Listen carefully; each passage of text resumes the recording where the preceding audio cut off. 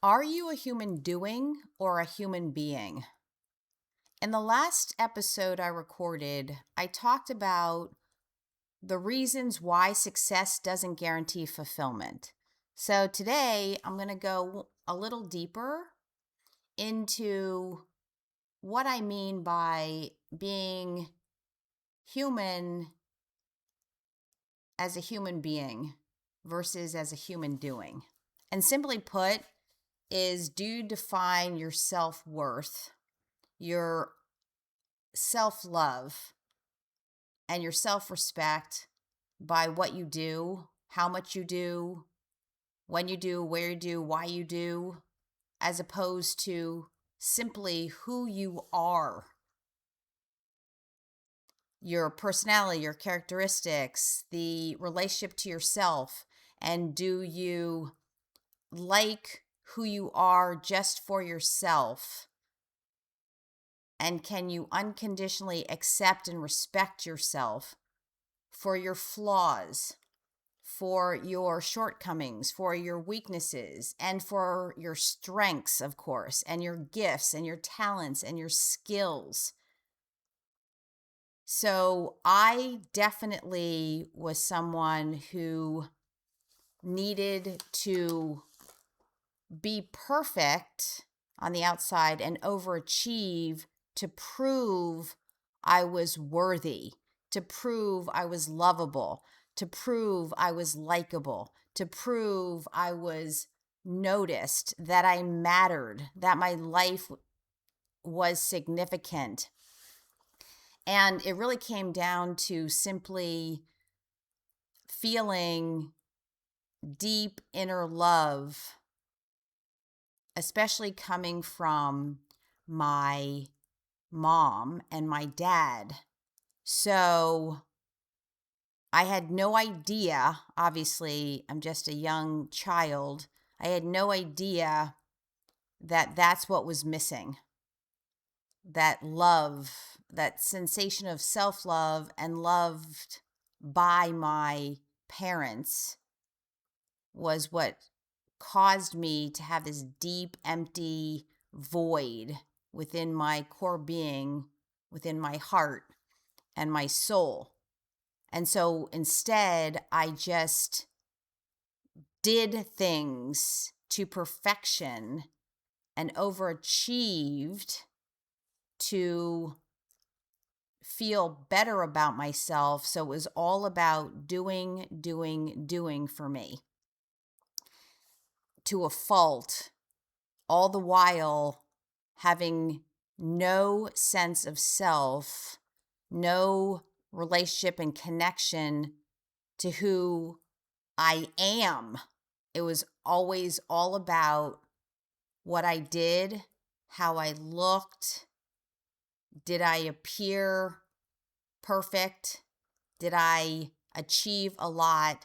Because I thought my perception was the more I achieved, the more confident and self loving I would feel. And none of it ever worked. And the more I achieved, the less I felt connected to myself, and the less I felt this unconditional self love and self acceptance. Because underneath all of that, I was never good enough. Doing was never enough. But I had no idea that this was actually missing. And so that's why achieving doesn't guarantee these deep existential feelings from within. And that's what this is really about. I also want to talk a little bit about why we're hardwired as human beings to do. It's simply because we are hardwired to survive, to be breathing with a pulse. So, the most primitive part of the human brain is the amygdala, the fear mechanism to detect danger. It's also the emotional center. And when I learned about this, it made so much sense, is that our brains are hardwired to simply detect anything or anyone who could be potentially dangerous or threaten our life, but threaten our ability to breathe and have a pulse, to be alive. And so that always overrides the ability to get away from that, away from just surviving, to actually living fully and having everything and anything out of life where we feel a sense of deep fulfillment and passion and meaningfulness, is if our brain is hardwired to do in order to survive. The human brain cannot simultaneously compute the information so that we're able to not only survive, but to venture out into the unknown without the fear, so that we can be who we want to be and then do and have all the things that we truly want. So, in other words, in short, the brain just has learned and is programmed to just do things as our identity. It's as simple as that. That what we do and what we have defines our worth. And I didn't even know this, even in and out of therapy since I was a child, around 9, 10 years old. Nobody was telling me this. And as a matter of fact, because I was such an overachiever, they thought I was actually fine because it's socially acceptable. So it completely missed the mark, and it was actually reinforcing the doing instead of really understanding who I was deep on the inside, who I am as a person, in my personality, in my characteristics, in the attributes that were unique to me. And it messed me up. It was a lie, and it was so depleting, and there was a lot of suffering and emptiness in my life because of it. And so just to know that as human beings, in order to survive, breathe with a pulse, it's all about how much can we do, not sit still and understand who we actually are. And then that's so simple. It's like we don't study and learn to be, we study and learn to do. And I'm not saying doing is bad. It's just when we use doing to define our worth and our identity, it's not sustainable, and it's not intrinsically internalized in a deep, profound way within our hearts and our souls and our core being. It's not there. It's almost like a superficial identity. And the deeper we understand this, the more access we have to actually, in our beingness, we can actually be more productive and do more with the least amount of effort. And who knew? The entire time I was living backwards, doing so I could have, right? I'm going to do a lot so I can have a lot of money so I could be free. Totally living backwards.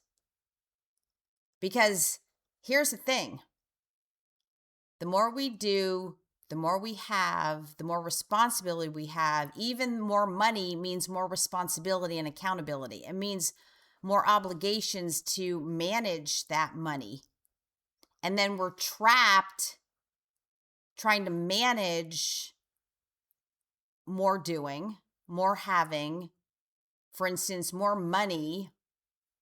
And we have an illusion. We think that with more money, we have more freedom. That is not true. That is not 100% true, because we have to do more to keep the money, to save the money, to make more money, to invest the money, to keep the money, to save the money, to make the money. It's more doing.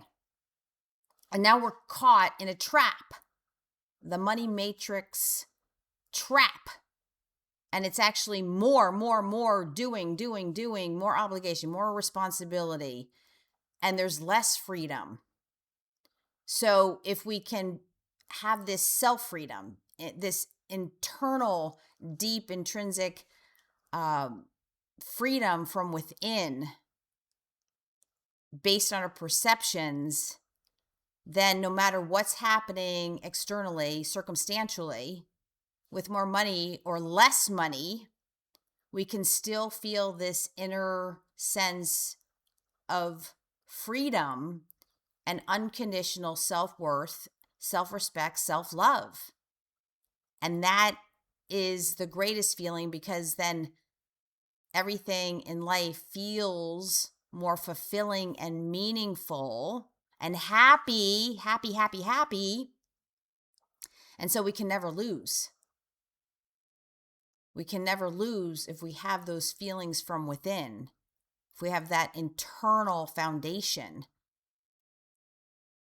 And if you think about it, so then you're happy, fulfilled, with great meaning and passion, with or without money, with or without a spouse or partner or significant other, with or without children, with or without things. If we think of it that way, it's like, oh my God, like, my mind is blown. And it just makes sense when I say it out loud. So that's what I mean by beingness versus doingness, is we don't want to use the doingness to define our worth. We want to define our worth in our beingness and how we feel inside about ourselves and about the world, regardless of what's going on negatively and positively. But if we have a contingency and we define ourselves by external conditions, having more, doing more, and having more, we feel happy. But what if we're not able to do more? And what if we lose what we have? Now what? Now we feel worse. Now we feel bad. But we can never lose if we feel good, regardless of whether we have more or less externally. Whether we have someone or something externally, and we still feel happy, fulfilled, a sense of deep, profound meaningfulness, happiness, joy, gratitude, satisfaction. Again, I say we can never lose, and that's what I'm talking about. That's what I'm talking about in terms of beingness versus doingness. And I even threw in havingness, to have things, to have people and have things. And when I learned this, it all made sense, and I practiced and practiced and practiced. I was able to fill up that deep emptiness within my heart and soul and my core being, the void that I never knew or could, articulate, has been filled. And to be honest, one of my deepest fears in life, again, since I was a young kid, was to die never truly feeling this deep sense of grounded happiness, like simply just feeling happy inside, no matter what. And because of the transformational methodology that I have learned, put together, designed and created and figured out, the more I practice it for myself, preach it, and then teach it, this is what's made the difference. This is what, and the only thing that has been able to give me that deep sense from within and not be attached to external conditions, to the material. And that to me is true self freedom. And so, you know, like early on, we're not asked about who we are versus what we do. And we're still very much caught in this as a society, as human beings, globally, and yes, there's a lot of praise for achievements, and that's wonderful. But what really makes the difference is really understanding who we are and in our beingness, that our achievements are icing on the cake, but it's not the cake. The achievements are, of course, spectacular and amazing, but the achievements don't make the human. The human makes the human. And what I mean by that is our perceptions about ourself and others and the world is what makes a difference.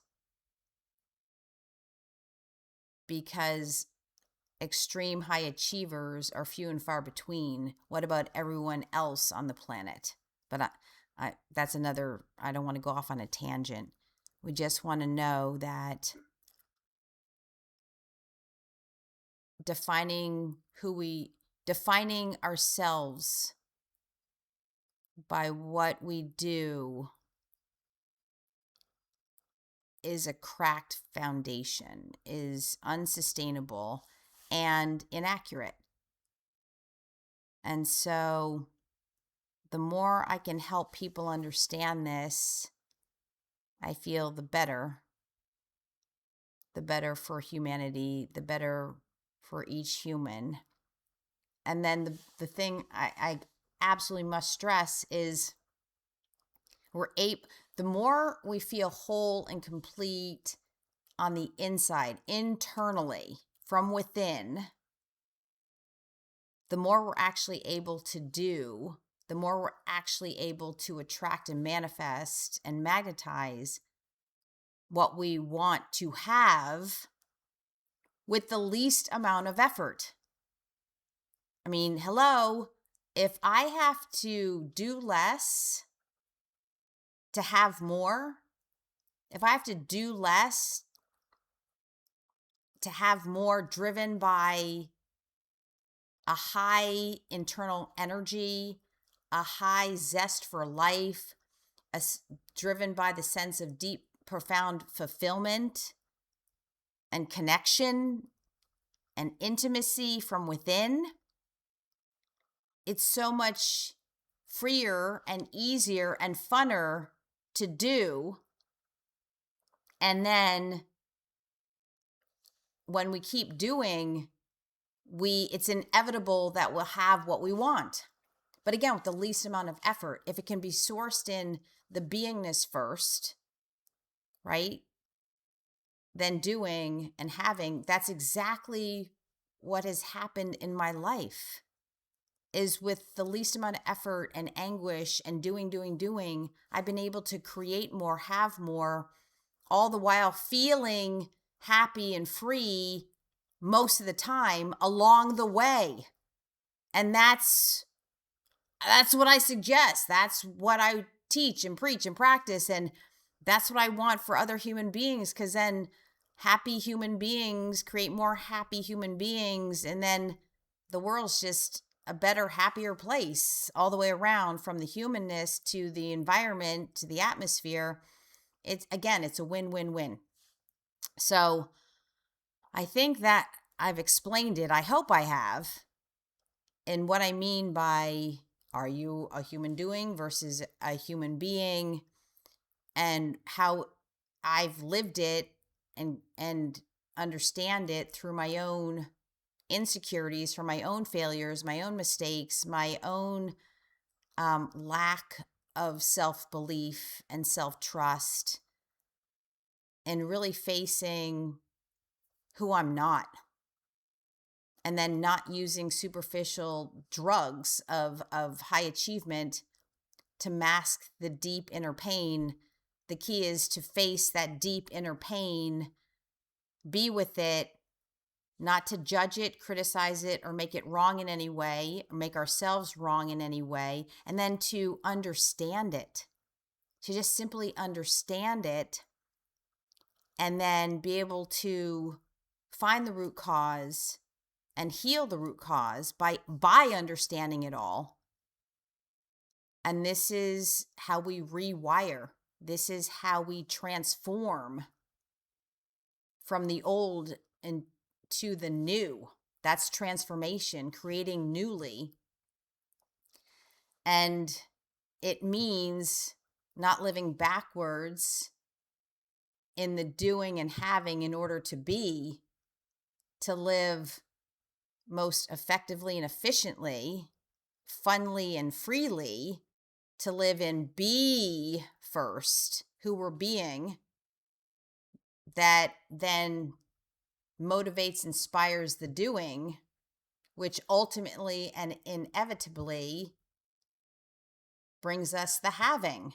So we get to have. Again, I'll leave you with this. Most human beings by default do in order to have, in order to be. Be happy. I'll do more, I'll have more, and then I'll be happy. That's how I was living. That's how my parents taught me, and they were living until it just failed. It absolutely epically failed, because none of that could save me when my sister killed herself. So I was forced, and it all lined up, divine intervention, to where I learned and trained in the beingness first, reverse engineering the system, human beingness. And then that actually had me do way less to have way more. And it's like, oh my God, this can't even be real, but it is, because I live it. And the best example of that is becoming this coach that I am today. My career is my purpose. It's my divine calling. It was why I believe I was put on this little blue-green marble. And it actually was sourced not because I said I'm going to be a coach. It was when I was learning the beingness. I didn't even have to do much. And then I was asked if I did personal coaching, and that's how my business began. Because she came to me, she said, "Do you do personal coaching? How much do you charge?" And that's what started my business. Because I was being it first. I was being it. So I didn't have to do anything. I was just speaking about my nonprofit organization at the time. And she approached me. And then we had a conversation. We connected outside of that event. And she asked me, but it's just in my beingness, I magnetized my first client. And that's what started this business for me. So in my beingness, I didn't do anything. I just kept showing up in my beingness, in my energy. And it magnetized, it attracted. And then I was able to build this business into a premium one-on-one private coaching business. And I didn't do anything more. I just kept being more and being more and being more. And my energy and my attitude and my personality, my characteristics, my skill set, my brilliance, my genius. And it brought me more clients through referrals. Only referrals. I didn't go onto social media. I didn't do more. It just all happened. It just all happened. And it happened with other, like in every area of my life. it happened, not just with business. And it brought more money and a lot more money. It brought more people that I want to hang out with. It brought more stuff and horses and animals and potbelly pigs and more people and more, all source from the beingness. But I do believe in all of the law of attraction and what I call my principles of magnetization. All of it is real for me, and I live it. I have the evidence to prove it. But all I know is this has been so much better, funner, freer, happier to do it this way. Be, do, have, instead of do, have, be. Be, do, have. So that there isn't this pressure, this constant pressure, and this artificial ambition driven by underlying unconscious, subconscious pain and the need to prove. Everything now is sourced from deep passion and pleasure and purpose, and exuding that energy in my human beingness creates more by doing less. So thank you all for listening. Here's to the power of your self-evolution and really focusing on your human beingness and looking at your doingness. Is it a mask? Is it a way to define yourself, but yet still something's missing? Still you feel tired, exhausted, or burned out, unmotivated? Because not one human being on the planet can sustain the doing if they're using the doing to define themselves, but they're doing to mask the invisible, hidden, unconscious inner conflict and inner pain and turmoil. It'll never work. And that's my story, and I'm sticking to it. You can go for a very long time, but it's going to show up in different areas. You might even think it's working, but you got to look at health and wellness. You got to look at relationships, relationship to self, relationship to others. You got to look at every area of life, not just because you have a gobs and gobs of money doesn't mean you have a deep, intimate relationship to yourself and to your loved ones and the people that matter to you most. So we just want to look to see what's missing. But for the majority of human beings, it does not work. It does not work to do, to have in order to be. But what does work sustainably and more passionately than we could ever imagine is the BBB, then do, then have. But it doesn't matter. Just in the beingness, it's inevitable that we have more energy, more life source energy, more vibrancy, more fire, passionate, heartfelt fire from within. Then we just naturally want to do more. So, and then which doing more inevitably gets us more. And in the next podcast, I'll talk about that and what it looks like in the material world and give different examples. But for right now, just something to think about for yourself and to possibly sit and dig deeper into for yourself and your life and see how it goes. So thanks for listening once again. And I wish you all this wonderful, deeply felt core beingness first and foremost. This is Karen Love Lee and the power of self-evolution.